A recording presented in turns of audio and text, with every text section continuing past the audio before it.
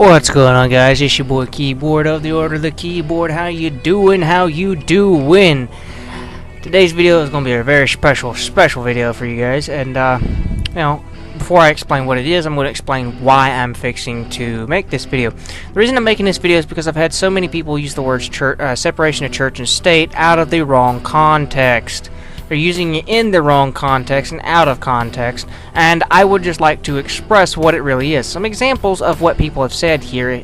For example, I gave one example. I said separation of church and state is not what you're implying. And, well, you know, this person on YouTube said it keeps religious groups from issuing legally binding documents that states must follow, which is actually incorrect. Let us begin. Although the words separation of church and state do not appear in the First Amendment, the Establishment Clause was intended to separate church from state. When the First Amendment was adopted in 1791, the Establishment Clause applied to the federal government, prohibiting the federal government from any involvement in religion. By 1833, all states had disestablished religion from government, prohibiting protections for the religious liberty in the state constitutions. In the 20th century, the United States Supreme Court applied the Establishment Clause to the states through the 14th Amendment. Today, the Establishment Clause prohibits all levels of government from either advancing or inhibiting religion.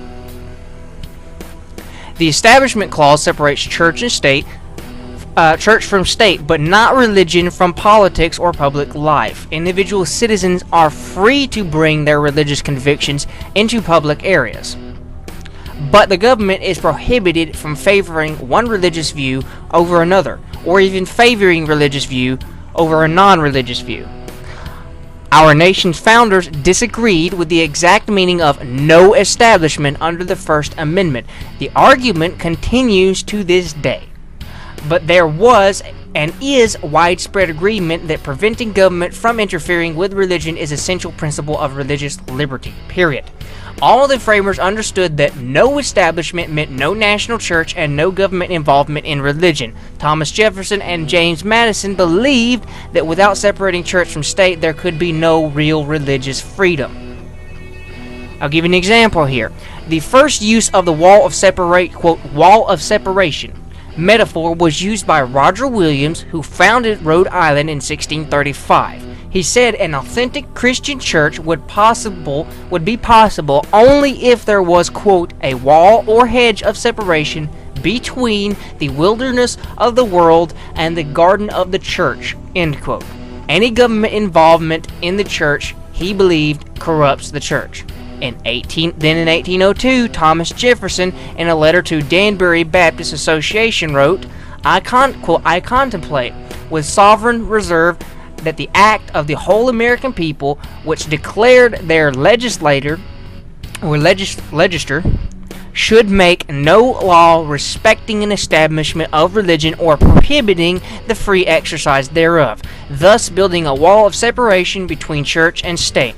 The Supreme Court cited Jefferson's letter in key cases, beginning with the polygamy case in the 19th century. In the 1947 case, Everson versus the Board of Education, the court cited a direct link between Jefferson's wall of separation and the concept of the First Amendment Establishment Clause. Therefore, right there and then, this means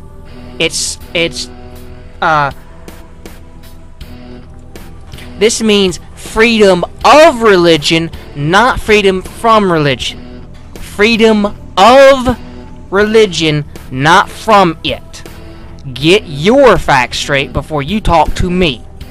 Mine's backed up by the Constitution. My point is, it's freedom of religion, not from it. God bless y'all, and peace out.